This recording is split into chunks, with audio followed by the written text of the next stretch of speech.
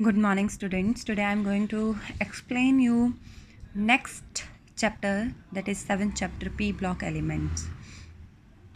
P block में बेटा 4 families आती हैं, nitrogen family, oxygen family, halogens and last one is zero block या फिर इनर्ट गैसेस या फिर उनको बोलते हैं नोबल गैसेस. ठीक है, तो सबसे पहले हम पढ़ने जा रहे हैं group 15 element nitrogen family. Nitrogen family में कौन कौन से एलिमेंट आते हैं? Nitrogen, phosphorus, arsenic, antimony, bismuth. ये सारे एलिमेंट हैं नाइट्रोजन फैमिली में. इनको पिनेकोजेंस बोलते हैं. क्यों बोलते हैं? क्योंकि ये सफोकेशन कॉज करते हैं. 15 group element except phosphorus do not occur very abundantly in nature. The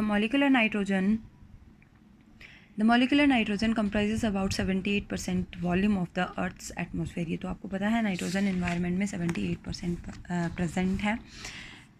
next है बेटा प्रॉपर्टीज़ ऑफ ग्रुप 15 एलिमेंट. सबसे पहले हम बात करते हैं एटॉमिक एंड आयनिक रेडियाई की. The atomic and ionic radii of group 15 element are smaller than the atomic radii of group 14 element. क्योंकि जब हम अलॉन्ग द पीरियड चलते हैं तो जो साइज़ है वो डिक्रीज़ होता है अलॉन्ग द पीरियड.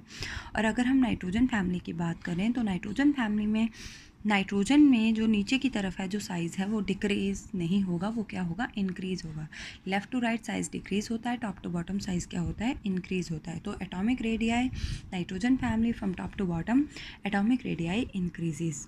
ठीक है, ये देखो आपको दे रखा है atomic and ionic radii. Nitrogen का इतना होता है, ये एटॉमिक है, ये आयनिक है, ये एटॉमिक है, ये आयनिक है. ये देखो नीचे की तरफ क्या हो रहा है? इंक्रीज़ हो रहा है. क्यों इंक्रीज़ है? नंबर ऑफ शेल इंक्रीज़ हो रहे हैं. नंबर ऑफ शेल इंक्रीज़ हो रहे हैं तो साइज़ बढ़ रहा है. साइज़ बढ़ रहा है तो सेंटर से न्यूक्लियस से लेकर आउटमोस्ट शेल तक जो डिस्टेंस है वो भी क्या हो रहा है? इंक्रीज़ हो रहा है. नेक्स्ट है ionization enthalpy. The first ionization enthalpy of group 15 element are higher than that of the corresponding member of group 14 element. As going down the group, the ionization enthalpy decreases. नीचे की तरफ जो ionization enthalpy है वो decrease होती है. क्यों decrease होती है? क्योंकि साइज़ बड़ा हो जाता है तो आउटरमोस्ट इलेक्ट्रॉन को बाहर निकालना क्या हो जाता है? ईजी हो जाता है. इसमें भी सक्सेसिव आयनाइजेशन एंथैल्पी का लॉजिक लगता है कि फर्स्ट आयनाइजेशन एंथैल्पी जो है कम होती है, सेकेंड उससे ट्रिपल अमाउंट, जो लास्ट होती है वो उससे भी बहुत ज़्यादा होती है. नेक्स्ट है इलेक्ट्रोनेगेटिविटी. क्या होती है? The electronegativity value of element of group 15 are higher than the corresponding element of group 14.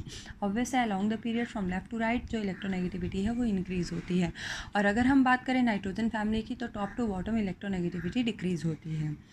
ये है इलेक्ट्रोनेगेटिविटी का लॉजिक. नेक्स्ट है मेटालिक कैरेक्टर. तो मैं आपको बता दूं बेटा, नाइट्रोजन और फॉस्फोरस नॉन मेटल हैं, आर्सेनिक और एंटीमनी मेटालॉइड्स हैं और बिस्मथ जो है वो मेटल है. तो हर एक नॉन मेटल पी ब्लॉक में सब में नीचे की तरफ मेटालिक कैरेक्टर इंक्रीज होता है.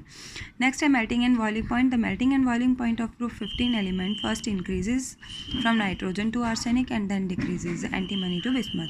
पहले जो मेल्टिंग पॉइंट है वो क्या होता है? इंक्रीज़ होता है नाइट्रोजन से आर्सेनिक तक, फिर डिक्रीज़ होने लग जाता है एंटीमनी से बिस्मथ तक. However the boiling point increases regularly on going from nitrogen to bismuth. ठीक है, ऐसा क्यों होता है? Due to inert pair effect. Inert pair effect क्या है? The reluctance of S electron to participate in bond formation. जब एस के बॉन्ड फॉर्मेशन में पार्टिसिपेट नहीं करेंगे, ओनली पी पार्टिसिपेट करेगा, तो ऑब्वियस है उसका मेल्टिंग पॉइंट, उसका साइज, उसका मेल्टिंग और बॉन्ड का डिक्रीज हो जाएगा. नेक्स्ट है कैटिनेशन. क्या होता है? The element of group 15 also show a tendency to form bond with itself known as catenation. Catenation होता है self linking property of an element. तो नाइट्रोजन कैटिनेशन नहीं शो करता है, फॉस्फोरस शो करता है. क्यों शो करता है? Because of their larger size. और नाइट्रोजन नहीं शो करता है because of their smaller size. दो ही नाइट्रोजन आपस में मिलकर स्टेबल स्ट्रक्चर बना लेते हैं. नेक्स्ट है allotropy. Except nitrogen, bismuth, all the elements of the group show allotropy. जैसे फॉस्फोरस है वाइट ब्लैक रेड होता है, आर्सेनिक येलो ग्रे होता है, antimony exist as a yellow and silvery grey. Next है ऑक्सीडेशन स्टेट.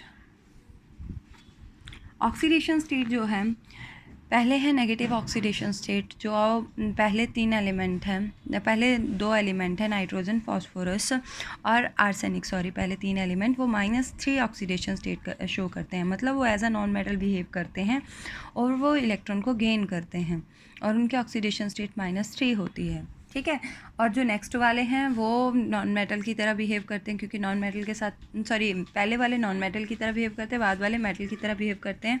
और उनकी ऑक्सीडेशन स्टेट कितनी हो जाती है बेटा, +5. Positive oxidation state, all the elements of group 15 also exhibit positive oxidation state, +3 and +5. However, on moving down the group, stability of +5 oxidation state decreases while that of +3 oxidation state increases due to inert pair effect. तो +3 oxidation state down the group क्या हो जाती है, increase हो जाती है due to inert pair effect, क्योंकि जो 2 इलेक्ट्रॉन है वो बॉन्ड फॉर्मेशन में पार्टिसिपेट नहीं करते हैं।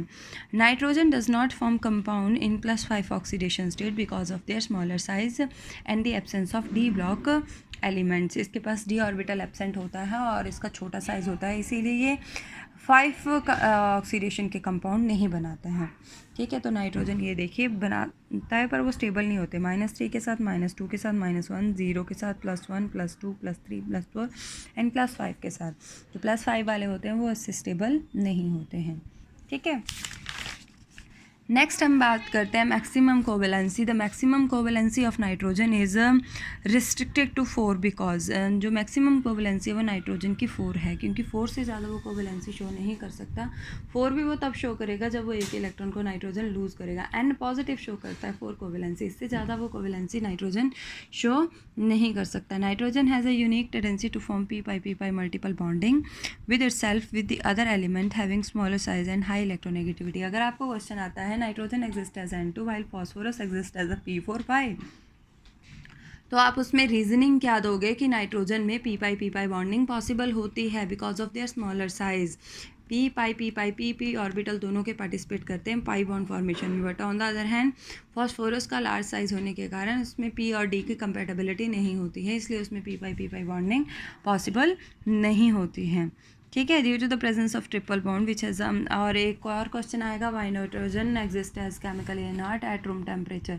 तो नाइट्रोजन में ट्रिपल बॉन्ड होता है, स्मॉलर साइज होता है, ट्रिपल बॉन्ड की बॉन्ड डिसोसिएशन एंथैल्पी बहुत ज़्यादा होती है जो रूम टेम्परेचर पे अवेलेबल नहीं हो सकती, इसीलिए रूम टेम्परेचर पे नाइट्रोजन केमिकली इनर्ट होता है, केमिकली अनरिएक्टिव होता है, रिएक्ट नहीं करता है। हाँ।